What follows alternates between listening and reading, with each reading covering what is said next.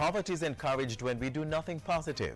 Combining our brain power and physical strength to achieve a positive goal each day is a sure way to defeat the odds and make progress. In all this, self-confidence is important, as Marcus Garvey, in his teachings, reminds us, with confidence we've won before even starting. Hi there, I'm Adrian Atkinson. Welcome to Jamaica Magazine. On today's show, improvement to early childhood institutions, giving children the right start to a bright future. Plus, government giving individuals with intellectual or physical disabilities the foundation to excel in sports. Later, Ganja Reform Law and Dangerous Drugs Amendment Act took effect earlier this week, and we explore how that affects the possession and use of ganja in society. Sit back and relax as these and much more unfold in this half hour. Stay with us.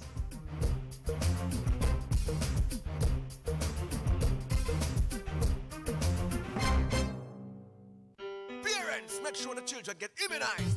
Hear this!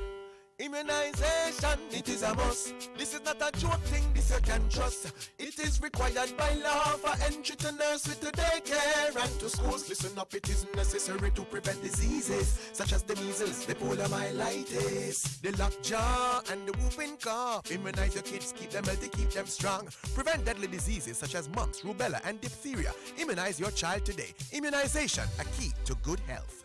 A message from the Ministry of Health and PAHO. Food for the Poor, through public-private partnership, has made a significant contribution to early childhood development in Jamaica. In less than 50 months, 50 basic schools were either built or upgraded under its Jamaica 50 program. Take a look. 50 for 50, a gift to the people of Jamaica, an NGO initiative endorsed and supported by the government of Jamaica, an investment in Jamaica's future. Today we can say mission accomplished. Clap them, they're doing good things for us.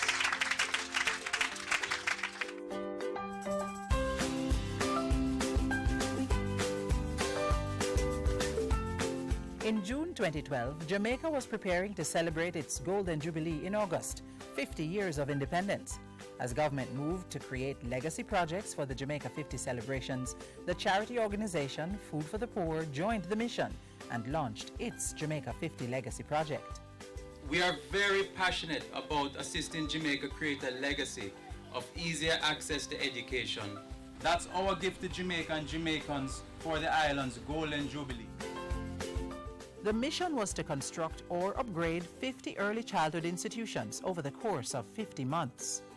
The basic schools will be built in communities where the Early Childhood Commission, in consultation with Food for the Poor, has identified the most dire needs for pre-primary facilities. It is very important that we recognize that these 50 institutions will be characterized as infant schools and therefore receive the full support of the government of Jamaica. As a country, we need to get it right at the early childhood stage if we are to stem the tide of student underperformance in our high schools and the eventual unemployment in our adults.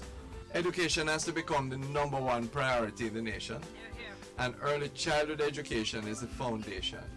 The government cannot do it alone in education. We need all the partnerships that we can get, and we welcome them. The project started in June 2012 with a groundbreaking ceremony for construction of the High House Basic School in St. Catherine. Others would follow in St. Thomas, Manchester, Portland, St. Anne, St. James, Westmoreland and Kingston. September 20th, 2012, we officially opened the St. Margaret's Real Success Basic School in Kingston. Since then, we have continued the journey across the length and breadth of Jamaica, building new and upgrading old schools that have been deemed as unfit spaces for children to learn. Operating a school in a community center has many challenges that make the teaching learning experience a frustrating and depressing one. Here is a building designed and constructed just for you with your own specific requirements in mind. Today, the community of Steerfield has a school it can be proud of. The Akompong Basic School marks the 9th early childhood institution to be constructed within the ambit of the program. Today is a celebration of our priorities as a nation and as parents and teachers. This school, this investment in education, combined with strong teaching and parenting, is our children's path to success today and in the future. We glad bag boss. New Testament Early Childhood Development Center was the 50th school delivered under the project. 50 schools have been constructed, not in 50 months, but in 2 years and 5 months to be exact.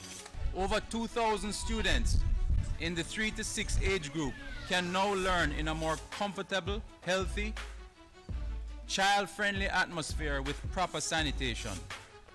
Some 200 teachers and support staff are now better able to impart their knowledge in an environment conducive to learning. Congratulations to Food for the Poor. Thank you so much. Glad to hear that after the 50, you so love the exercise that you're willing to give us another 25. Our organization remains committed to our children and to constructing suitable structures for their upliftment. And we have plans in place for an additional 25 as an expanded gift to Jamaica. But in the meantime, the Food for the Poor Jamaica 50 project has done more than deliver shiny new buildings and furniture. A component of this Jamaica 50 campaign is the training of 500 teachers over a period of 5 years. Onwards from here, we are going to be assessing the teachers, the principal, the students, get an idea from them exactly what they need first of all, and also what we can give them here and beyond. Food for the Poor Jamaica, answering government's call for public-private partnerships to achieve Jamaica's development goals, starting with the little ones. Thank you for allowing us to support your community, and in turn we ask you to support the work that Food for the Poor does.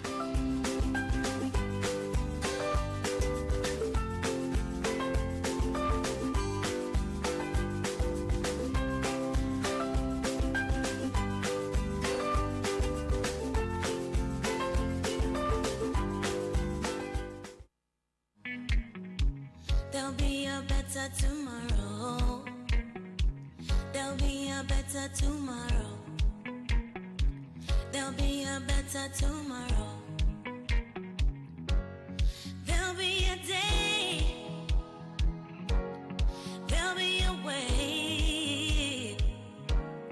There'll come a time to sing a brand new song. There'll be a better tomorrow.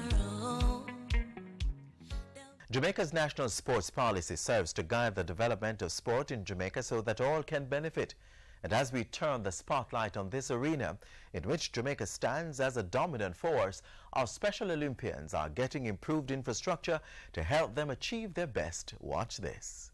They may look and act differently than what most people consider to be normal. But with social inclusion and protection being a strategic priority of government, the Portia Simpson Miller administration is working on a number of programs to help members of the disabled community achieve their full potential in all aspects of life. One such area is sport. We're champion now. We are champion now. In the 2014-2015 fiscal year, as part of its mandate to achieve strategic priority number 5, government took a significant step towards improving the sporting infrastructure for Special Olympians, those individuals with intellectual or physical disabilities. Through a public-private partnership, Jamaica's first ever Special Olympics basketball court and sports complex, a state-of-the-art facility, was officially opened in March 2015. It was funded by the Digicel Foundation at a cost of $8 million and is located next to the National Indoor Sports Complex at Independence Park Limited in St. Andrew, a company owned and operated by the government. The basketball court and sports complex will facilitate the training of over 4,300 registered Special Olympic athletes all across the island. We are proud of our Special Olympians who continue to forge ahead by breaking down barriers and reminding the world that there is no need to focus on their disabilities. Rather, it's about focusing on their tremendous abilities and the passion with which they take on the world. The facility at Independence Park Limited is timely, as Jamaica will be among the more than 170 countries to attend the 2015 Summer Games from July 25 to August 2 in Los Angeles, California. Jamaica is slated to participate in unified football, female football, athletics, badminton, basketball, swimming, boxing, and volleyball. We will, of course, be cheering on the team, and we will be expecting you to bring back medals. As government acts on its strategic priority of social inclusion and protection, it also partnered with international experts to improve the facilities available for training Special Olympians. That mandate was clearly outlined in the national sports policy. And that is promoting and facilitating corporate sponsorship, public-private partnership to ensure the growth and the development of sport, and the provision of access to well-equipped, appropriate, safe indoor and outdoor facilities in order to create the ideal physical environment for the development of sport. And so the National Basketball Association in the United States donated basketball equipment for the court. NBA representative and retired basketballer Rick Fox and Jamaica's sprint sensation Usain Bolt were on hand to witness the official opening of the Special Olympics basketball court and sports complex. No praise can be too great for Minister Natalie Nita Headley, who walked these grounds intent on finding the best spot for our special needs court. And voila, this is perfect. Today brings us closer, one step closer, to providing the opportunities for them to use their abilities to shine for the whole nation, and to removing the stigma and injustice often associated with those in the Special Olympic movement. Thank you for making sure that we got this prime venue to showcase our talent. The government of Jamaica actively pursuing plans to achieve strategic priority number 5, social inclusion and protection. Through public-private partnerships, it's improving the sporting infrastructure for those participating in the Special Olympics.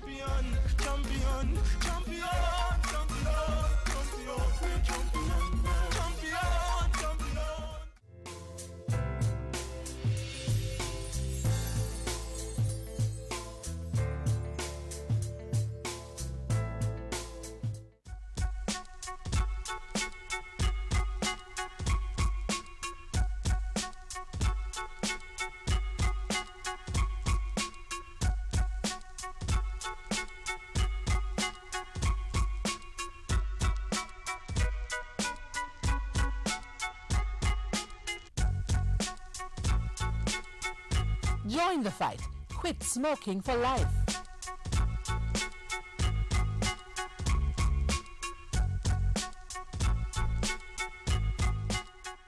The much-anticipated Dangerous Drugs Amendment Act 2015 came into effect on Wednesday, April 15. The legislation, referred to as the Ganja Reform Law, has significant implications for Jamaica, with new provisions regarding the possession and use of the drug. What are these provisions and how will they affect us? Let's find out.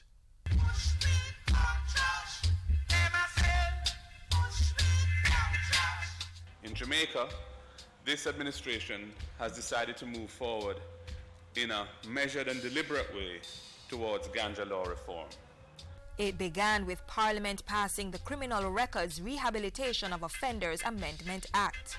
That act has removed the attachment of a criminal record for possession of small quantities or smoking ganja. Then, on February 6 and 24, both houses of Parliament passed the Dangerous Drugs Amendment Act 2015. It begins to correct decades of criminalizing tens of thousands of Jamaicans, mostly poor young black males, for possession of a spliff. In addition, it will reduce the caseload burden on the resident magistrates' courts. This progressive legislation also begins to correct the victimization of our Rastafarian brethren, which started in colonial times and continued after independence.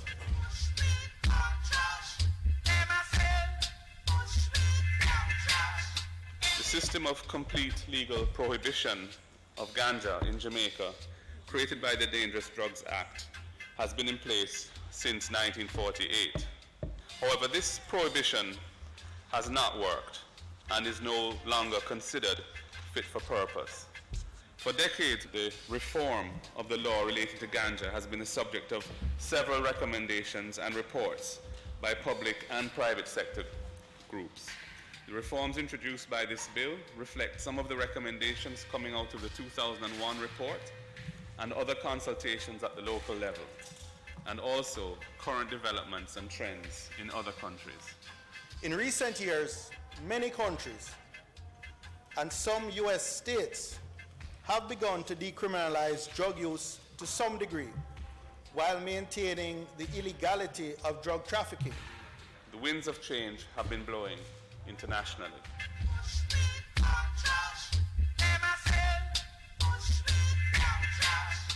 The bill amends the definition of ganja so as to exclude hemp. It makes the possession of 2 ounces or less of ganja a ticketable infraction and does not result in a criminal record. The bill makes smoking ganja in public places a ticketable infraction. It permits the cultivation of 5 or less ganja plants on any premises, which will be regarded as being for medical or therapeutic use of the leaves or for horticultural purposes. It permits the possession of ganja for religious purposes as a sacrament in adherence to the Rastafarian faith. It empowers the minister responsible for justice, A, to authorize a person, group of persons, or organization adherent to the Rastafarian faith to cultivate ganja on designated land to be used for religious purposes. And it also allows the minister, on application, to declare an event, an exempt event, where he is satisfied that it is promoted or sponsored by a person, group of persons, or organization adherent to the Rastafarian faith, and is primarily for the purpose of the celebration or observance of the Rastafarian faith. There's a set of amendments related to medical and therapeutic purposes. The bill permits the use of ganja for medicinal or therapeutic purposes. It permits persons who are suffering from cancer or other serious chronic illness to import ganja or ganja products where their use is recommended by a registered medical practitioner. Another amendment permits persons visiting Jamaica who provide satisfactory evidence that their use of ganja for medical or therapeutic purposes has been prescribed by a medical practitioner in the jurisdiction where they are ordinarily resident, to purchase permits authorizing them to purchase and possess up to 2 ounces of ganja while in Jamaica, subject to conditions, including the payment of a prescribed fee. And this, Mr. President, will facilitate persons who are cannabis patients overseas coming to Jamaica and being able to use medical marijuana in Jamaica, which will be part of the thrust towards a health and wellness tourism product and can derive, I think, significant benefits for the country. Permits the use of ganja for scientific research conducted by an accredited tertiary institution or research institution otherwise approved by the Scientific Research Council. The bill provides for the establishment of a new regulatory body, the Cannabis Licensing Authority.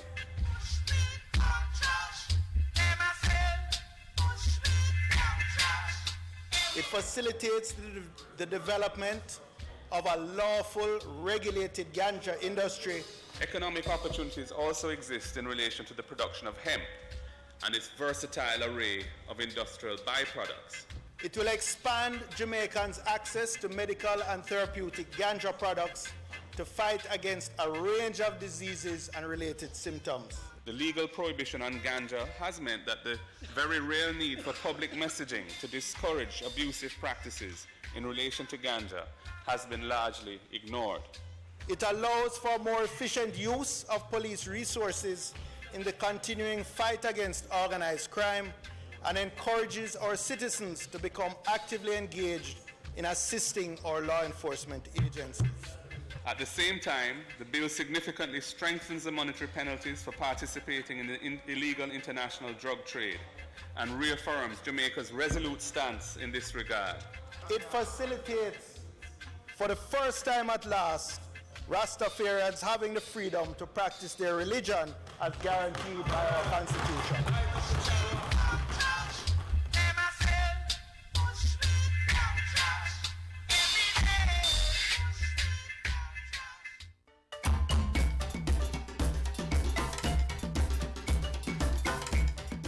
On the board this week, the St. Luke's Anglican Church in Crossroads, St. Andrew, is inviting everyone to support the St. Luke's Jazz and Blues Go Gospel Act 2. This will be held on Sunday, April 26, 2015 at the St. Luke's Anglican Church, 89 Slipe Road. Starting time 5 p.m. Come and be entertained by George Nooks, Myrna Haig, Mary Isaacs, Boris Gardner, Maurice Gordon, Marjorie Wiley, Nexus Choir, Pond Fire Band, and others. Proceeds in aid of St. Luke's Anglican Crossroads main outreach programs, feeding program for poor and homeless persons, and the development of St. Simon's Basic School. Contact the St. Luke's Church Crossroads at 926-6516 for further details. The Jamaica Cultural Development Commission, JCDC, is now accepting entries for the 2015 Jamaica Creative Writing Competition. Professional and amateur writers are to submit their entries in 3 classes: junior, intermediate, and adult, in areas such as poems, essays, short stories, plays, and novels. Entry forms are available on the JCDC website, jcdc.gov.jm, at its head office, 3 to 5 Phoenix Avenue, Kingston 10, and all JCD parish offices island-wide. Entries must be sent via email to library@jcdcj.gov.jm. Then 3 hard copies along with the completed entry form are to be submitted to any JCDC office. The deadline for entry is Thursday, April 30, 2015. And that's all for our community notices today. Send us your events for broadcast on the JIS Community Notice Board. Call 922-86802 or send an email to cbishop@jis.gov.jm.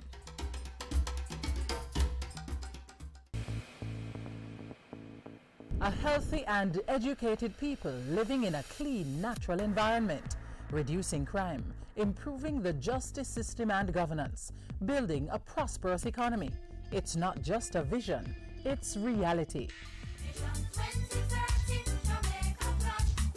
Learn about the plan. Join the vision. My country, Jamaica, has a rich heritage and is very unique. If we all pull together, we can make it the place of choice to live, work, raise family, and to do business. For more information on Vision 2030, call the Planning Institute of Jamaica or visit vision2030.gov.jm, your parish library, school library, or the Jamaica Information Service. The top news stories of the week are next.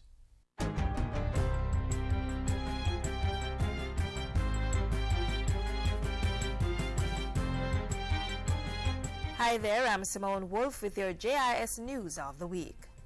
Prime Minister Portia Simpson Miller addressed the 7th Summit of the Americas in Panama on April 10 and called for countries to sign off on legally binding commitments on climate change when they meet for the 21st session of the Conference of the Parties to the United Nations Framework Convention on Climate Change, which will be held in Paris, France this December.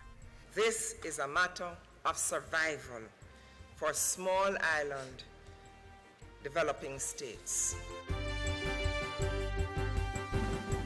The Dangerous Drugs Amendment Act 2015 came into effect on April 15, making the possession of small quantities of ganja a non-arrestable ticketable infraction instead of a criminal offense. Possession of ganja remains against the law, but persons caught with 2 ounces or less will not face jail time. Instead, they have to pay a $500 ticket payable at any tax office within 30 days. The same applies to persons caught smoking ganja in public. It, however, remains a criminal offense to be in possession of more than 2 ounces of ganja, and offenders can be arrested and sentenced to a fine, imprisonment, or both if found guilty. Meanwhile, the law now allows the possession and use of ganja for scientific research, medicinal purposes, and as a religious sacrament for persons of the Rastafarian faith. Hours after the new ganja law came into effect, Science and Technology Minister Philip Paulwell announced that the University of the Technology and the University of the West Indies would be getting licenses to cultivate ganja for scientific research, particularly its medicinal properties. It's not a free-for-all. It is not to promote the smoking of ganja. It is to recognize that this product has tremendous value in it. And as we move towards enabling the commercialization of medical ganja, the research aspect is crucial. Minister Paulwell was making his contribution to the 2015-2016 sectoral debate. Education Minister Ronald Thwaites delivered his contribution on the same day and made this assertion. While I support the decriminalization of small quantities of ganja, I want to tell you that we've had reports already today from some high school principals as to the effect of those students who feel that everything is free now and that they can use ganja in order to help them to do better in their studies. We have to state very clearly from this house that ganja is not for school children and smoking is not to be permitted in any school. Tourism Minister Dr. Wickham McNeil opened the sectoral debate on Tuesday and assured that government was taking steps to prevent a fallout in visitor arrivals as a result of the United States resuming diplomatic relations with Cuba. The tourism minister said he would be addressing the matter with the Cuban government at a Commission of the Americas meeting in Haiti next month. Additionally, Mr. Speaker, the Jamaica Tourist Board is doing a study on the effects of opening up of the Cuba to the U.S. market, which will be ready later this year. Minister McNeil also announced that Kingston's entry corridor leading from the Norman Manley International Airport would be improved at a cost of $258 million. The passenger arrivals at Norman Manley, which is used predominantly by Jamaicans and business travelers, recorded an increase in arrivals moving from 670,000 to 700,000. That is why we plan to significantly upgrade the corridor on Windward Road from Rockford to the intersection of Mountain View Avenue. Industry Minister Anthony Hilton, who also made his sectoral presentation on Tuesday, said the previously announced $5 billion investment in Jamaica's Logistics Hub initiative would be signed next Monday, April 20. A memorandum of understanding will be signed with a consortium of European and U.S. interests. This is the earliest possible date for all parties involved. Mr. Speaker, the MOU will allow detailed discussion to commence between representatives of the government and the Jamaican team. The MOU should expedite the implementation of projects under the Logistics Hub initiative, such as the Caymanas Special Economic Zone. And finally, a $3.9 million project to protect the Yalas and Hope River areas from degradation and improve water resource management has been launched by the Water Ministry. The 5-year project is being funded by the Inter-American Development Bank through the Global Environment Facility. It will also see to the reforestation of 400 hectares of degraded land in the Yalas and Hope watersheds. And those are some of the stories making news this week. I'm Simone Wolf.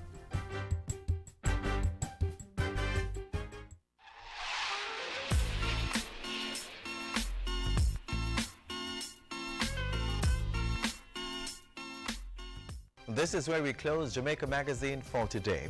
Be sure to join us when we return tomorrow with more information you can use. Do keep the link. Use our Facebook and Twitter pages, YouTube channel and the Jazz website to stay in touch for the very latest government information. On behalf of the entire team here at the JIS, I'm Adrian Atkinson, reminding you to eat well, exercise regularly and get some rest as you make every day a productive one.